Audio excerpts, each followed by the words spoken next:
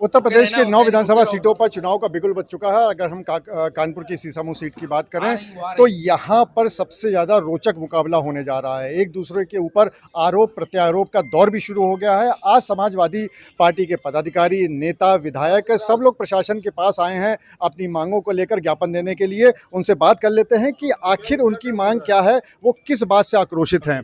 आप लोग क्या चाहते हैं, यहाँ पर क्यों आए हुए?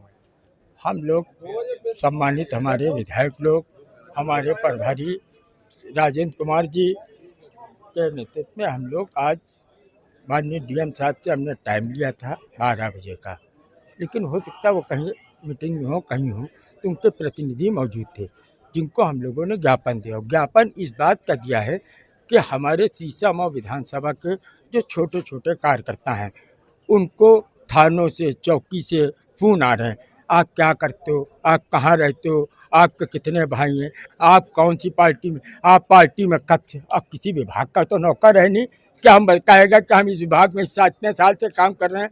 समाजवादी पार्टी में आजीवन से है वो अपना नेता अखिलेश जी को मानता है, तो वो उनसे ये सब कह के छोटा कार्यकर्ता मेरा डेमोलाइज हो रहा था। रोज़ शिकायतें आ रही थी, हमारे पास आ रही थी, विधायकों के पास जा रही थी, सबके पास रोज़ शिकायतें आ रही। इन्हीं सब बातों को लेकर हमने आज जिलाधिकारी महोदय को ज्ञापन दिया, और ज्ञापन एक उनको दिया और अपने राष्ट्रीय अध्यक्ष जी को भी बता दिया, और ज्ञापन के साथ उनसे ये भी कहा है कि आगे से ऐसी चीज़ ना हो कि हम लोग समाजवादी लोग हैं, ये रिजल्ट सीसामऊ का जनता निर्णय लेगी, कौन जीतेगा कौन हारेगा। हम लोग मेहनत कर रहे हैं। सन 1996 से वो सीट सीसामऊ विधानसभा समाजवादी पार्टी की थी, और अब की भी जनता समाजवादी पार्टी के साथ है। समाजवादी पार्टी के सीसामऊ के प्रभारी जो हैं वो भी हमारे साथ मौजूद है, राजेंद्र कुमार जी, उनसे बात कर लेते हैं। राजेंद्र जी, बीजेपी का ये कहना है कि आप लोग एक के ऊपर एक के बाद एक आरोप जो लगा रहे हैं, कभी कहते हैं कार्यकर्ताओं का उत्पीड़न हो रहा है, कभी आप लोग कहते हैं कि बीएलओ बदल दिए गए, कभी कहते हैं वोटर लिस्ट से नाम कट गया, ये इस वजह से है क्योंकि आपको अपनी हार दिखाई पड़ रही है। ये बीजेपी का कहना है। ये बीजेपी के हताशा का परिणाम है कि बीएलओ बदला जा रहा है। 123 बीएलओ बदल दिए गए। बीएलओ कौन सा ऐसा अधिकारी है जो आपके चुनाव को प्रभावित कर देगा, लेकिन बदलने के पीछे आपका उद्देश्य क्या है?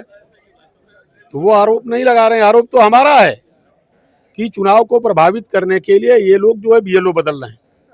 हमको डर है कि हो सकता है हमारे कार्यकर्ताओं तक पर्चियां न पहुंचाई जाए, हमारे कार्यकर्ताओं को रोका जाए, हमारे मतदाताओं को रोका जाए, क्योंकि पुलिस द्वारा बार बार कार्यकर्ताओं के ऊपर पास फोन करके उन्हें भयभीत किया जा रहा है अभी से, ताकि ये डर जाएं और समाजवादी पार्टी वोट न करें। इसलिए हम लोगों ने ज्ञापन दिया कि भाई निष्पक्ष चुनाव होना चाहिए। जो लोकतंत्र की परंपरा है, इस स्वस्थ परंपरा को कायम रखा जाए। ये जिलाधिकारी महोदय की जिम्मेदारी बनती है, और कार्यकर्ताओं को धमकाना बंद किया जाए। यदि अगर बाज नहीं आए लोग तो मजबूर होकर के हम समाजवादी पार्टी के लोग सड़क पर उतरने के लिए बाध्य होंगे, जिसकी सारी जिम्मेदारी जिला प्रशासन की होगी।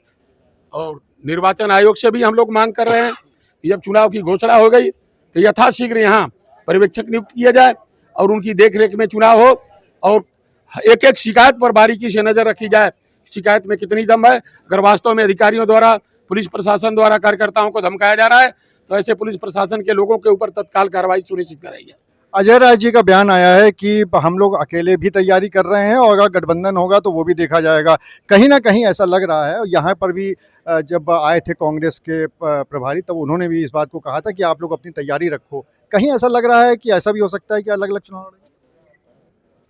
अभी ये बातें जब अंडरस्टूड हैं, अलग अलग चुनाव लड़ने की बात नहीं कही जा सकती। जब गठबंधन, अंडरस्टूड क्या है?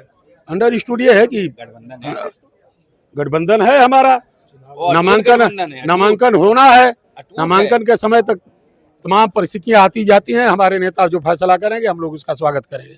विधायक हसन उम्मी भी यहाँ पे मौजूद है, उनसे बात कर लेते हैं। वही सही है, वही हमने आपने बीएलओ वाली बात एक उठाई थी, सबसे पहले आप ही ने उठाई थी। जी। अब प्रशासन से हम लोग की बात हुई थी। प्रशासन का ये कहना है कि जो एडेड संस्थान होते हैं उनके जो कर्मचारियों को बीएलओ बनाया जाता है, वो लोग हमारे अंडर में नहीं होते, मतलब उन पे कार्रवाई करने का अधिकार हमारे पास नहीं होता। इस वजह से सिर्फ उन्हीं लोगों को हटाया गया है। आप लोग के आरोप बिल्कुल निराधार है। देखिए, अब हम आपको अपनी शिकायत क्या दर्ज कराएं। डीएम महोदय जो निर्वाचन अधिकारी है उनको हम अपनी शिकायत देने आए थे। अपने पार्टी के अध्यक्ष और अपने पार्टी के विधायक राजेंद्र जी के साथ आए थे। अब डीएम साहब ही नहीं थे वो बैठक में, अब वो बैठक में, तो उन्होंने समय हम लोगों को पहले दिया था 12 बजे का।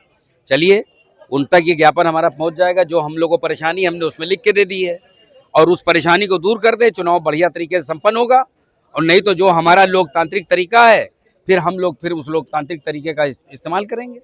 हाँ, तो मतलब ये माना जाए बीएलओ वाली जो मुद्दा है आप लोगों का, उससे आप लोग अब मुतमईन है, उससे कोई शिकायत नहीं? नहीं, बीएलओ से तो हम इसलिए देखिए क्यों बदला गया, और अगर ऐसा बदला गया बीएलओ, तो बीएलओ अगर बदल दिया तो हमारे बीएलओ बीएलए को दोनों को मिला के कोऑर्डिनेट करके उन्हीं बीएलओ का इस्तेमाल बीएलए के साथ करें, तो हम समझ लेंगे पारदर्शिता है। तो आप सभी समाजवादी पार्टी के नेता और विधायक थे, उनका इस बात कहना था कि उनके जो कार्यकर्ता हैं उनका उत्पीड़न हो रहा है, उसको रोका जाए, ऐसा उनका आरोप है। दूसरी तरफ उनको ये भी कहना है कि निष्पक्ष चुनाव पूरे तरीके से कराए जाएं। अनुराग अग्रवाल, TV9 कानपुर।